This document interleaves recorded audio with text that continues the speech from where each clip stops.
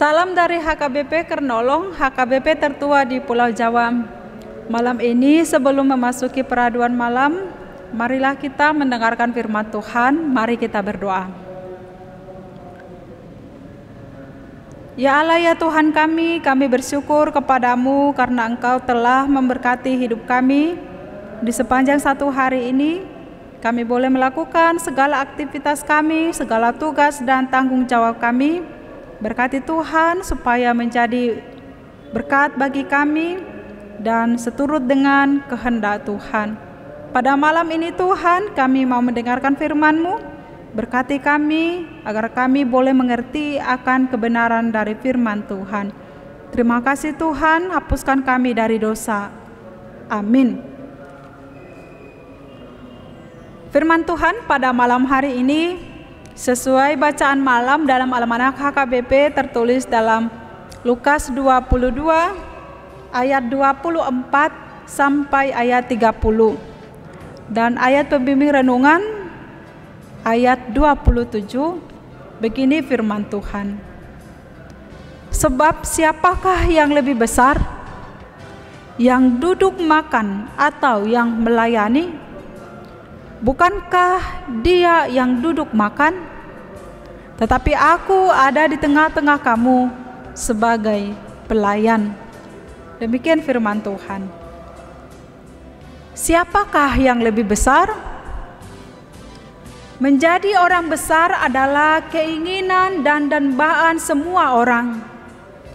Menjadi orang besar identik dengan status kedudukan atau posisi, jabatan, kepemimpinan, kuasa, pengaruh, dan juga gelar pendidikan, ketenaran, prestasi, kemampuan, dan keberhasilan yang besar yang dicapai selama hidupnya. Orang besar tentu akan dihormati, akan diagungkan, dan dikenal oleh orang banyak. Orang yang besar di mana orang-orang yang di bawahnya, di mana posisi orang yang di bawahnya pasti akan tunduk kepadanya.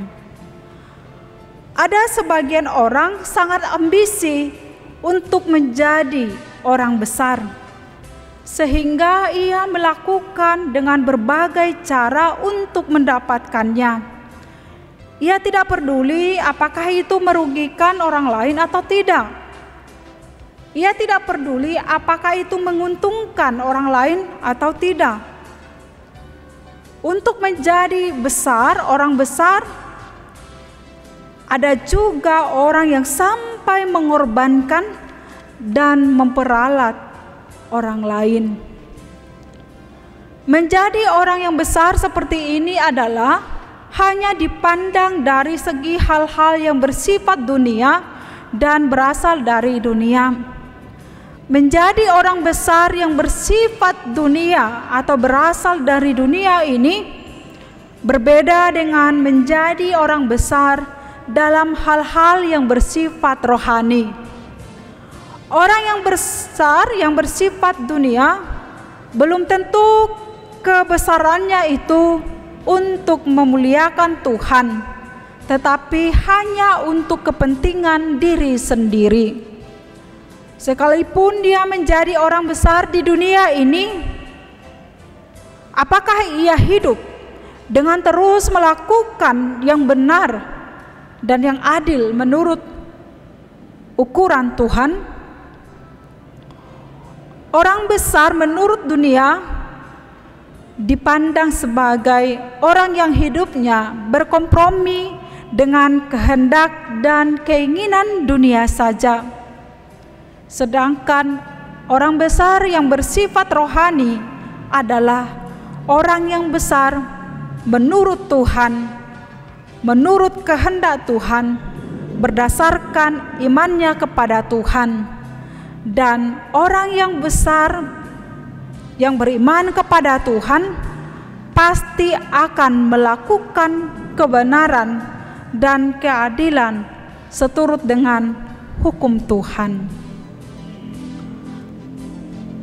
Sahabat renungan malam Shalom, kita harus memahami dan belajar bahwa kebesaran yang diharapkan Tuhan bagi kita adalah hidup di dalam kerendahan hati dan hidup dalam kasih.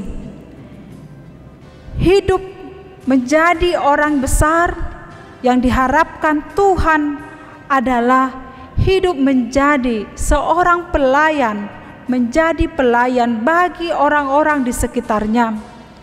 Sebab kebesaran yang sesungguhnya adalah mengenal diri di hadapan Tuhan sebagai orang yang rendah hati, sehingga terdorong untuk melakukan penyerahan diri sepenuhnya hanya kepada Tuhan. Penyerahan diri kepada Tuhan menuntut kita untuk terus mengabdi dan setia dimanapun Tuhan menempatkan kita.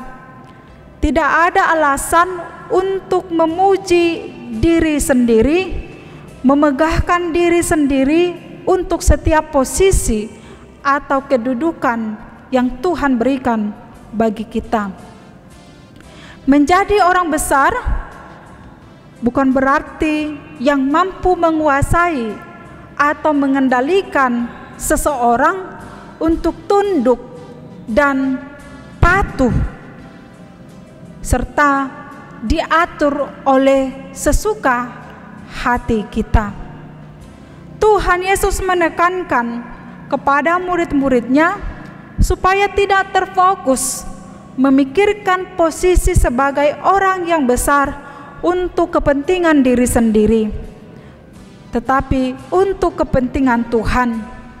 Yang terbesar adalah mereka yang setia kepada Tuhan, melayani dengan rendah hati, memberitakan Injil, bersaksi tentang Tuhan Yesus, sekalipun harus menghadapi penderitaan. Sebab di mana Tuhan Yesus ketika mengakhiri pelayanannya bersama-sama dengan murid-muridnya di dunia ini, mendekati masa-masa penderitaan hingga kematiannya, maka Tuhan Yesus mempersiapkan murid-murid tersebut supaya bertahan dan mampu memberitakan bersaksi tentang Tuhan Yesus. Artinya di sini mereka harus menjadi pelayan pemberita Injil, bersaksi tentang Tuhan Yesus, sekalipun harus mengalami dan menghadapi penolakan dan penderitaan. Karena demikian Tuhan Yesus banyak mengalami penderitaan, penghinaan, hingga mati di kayu salib, dan pada akhirnya Tuhan Yesus dimuliakan Tuhan Allah Bapanya melalui kebangkitannya. Sahabat renungan malam Shalom, melalui renungan firman Tuhan malam ini mengajak kita supaya lebih mengutamakan Tuhan dan mempertahankan iman kita hanya kepada Dia. Hidup tidak sekedar mencari reputasi, posisi, kedudukan atau jabatan atas diri sendiri. Kedudukan atau posisi kita yang sesungguhnya adalah ditentukan oleh Tuhan. Apakah kita layak di hadapannya menjadi orang yang akan makan dan minum bersama-sama Dia di dalam kerajaannya. Kita berharap selagi kita masih hidup saat ini, mari kita mengarahkan harapan kita untuk dapat bersama-sama dengan Tuhan di dalam kerajaannya, menikmati kehidupan. Amin. Mari kita berdoa. Terima kasih Tuhan, kami telah mendengarkan firman-Mu.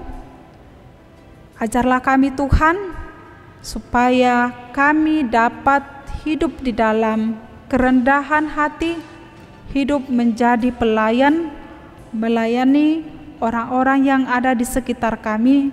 Terlebih Tuhan, melalui pemberitaan Injil, menyaksikan kebenaran akan firman-Mu di dalam kehidupan kami, sehingga semakin banyak orang yang percaya terhadap Engkau. Ya Allah Bapa, pada malam hari ini berkati kami di sepanjang malam ini ketika kami dapat beristirahat. Kau pulihkan semangat kami, kekuatan kami, sehingga esok pagi Tuhan kami dapat merasakan menikmati kehidupan yang Tuhan anugerahkan bagi kami. Terima kasih Tuhan, terimalah doa kami. Amin. Anugerah dari Tuhan Yesus Kristus, kasih setia dari Allah Bapa, dan persekutuan Roh Kudus menyertai kita hari ini sampai selama-lamanya.